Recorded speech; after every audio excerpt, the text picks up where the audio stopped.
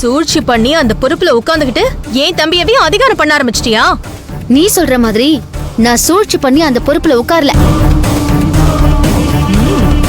உன் தம்பிய நான் அதிகாரம் பண்ணணும்னு நினைக்கல. என் கடமை என்னவோ அதைத்தான் நான் பண்ணேன். அத உன் தம்பிய அவமானமா நினைச்சா நான் என்ன பண்ண முடியும்? என் புருஷனோட பணத்தை எடுத்து என் புள்ளைக்கு தரமாட்டேன்னு சொல்றதுக்கு உனக்கு என்னடி ரைட்ஸ் இருக்கு?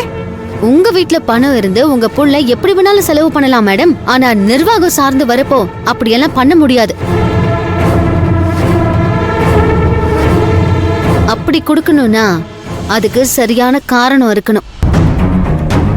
கிரெடிட் கார்டு பில் கட்டணும்னு சரியான காரணம் தானே சொல்லிருக்கான். அதுக்கு பணம் கொடுக்கறதுல உனக்கு என்ன பிரச்சனை?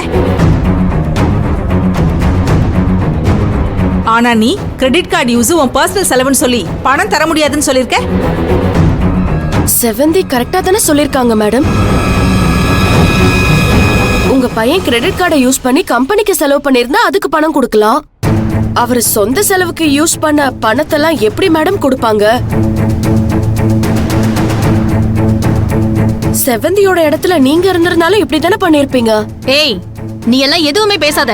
என் சிட்டியை பார்த்து பேசுறதுக்கு எல்லாம் உனக்கு தகுதியே கிடையாது. பெரிய இவளாட்டம் இவளுக்கு சப்போர்ட் பண்ணி பேசிக்கிட்டு இருக்க. வாயை உடைச்சிடுவேன் பாத்துக்க. ஏய் சிந்துவ, நீ இப்படி எல்லாம் பேசிட்டு இருந்தா ஓ வாய் நான் உடைச்சிடுவேன். இந்த பாரு, உன் சித்தி பக்கம் இந்த நியாயம் இல்லைனாலும் அவங்களுக்கு எப்படி நீ சப்போர்ட் பண்ணி பேசுறியோ அப்படி நியாயம் இருக்கிற செவந்திக்கு சிந்து சப்போர்ட் பண்ணி பேசதான் செய்வா.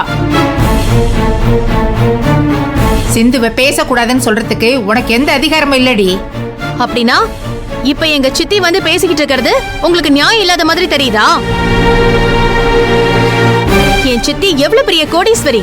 அவங்களோட ஒரே மகன் செல்ல மகன் கௌதம். அவனுக்கே இவ பணம் தர மாட்டேன்னு சொல்லிருக்கா. இதெல்லாம் மன்னிக்க முடியாத தப்பு. நீ பண்றது அநியாயம் அக்கிரமம்னு இவள கண்டிக்கிறத விட்டுட்டு ஏன் சித்தி பக்கம் நியாயம் இல்லைன்னு சொல்லிக்கிட்டு இருக்கீங்க?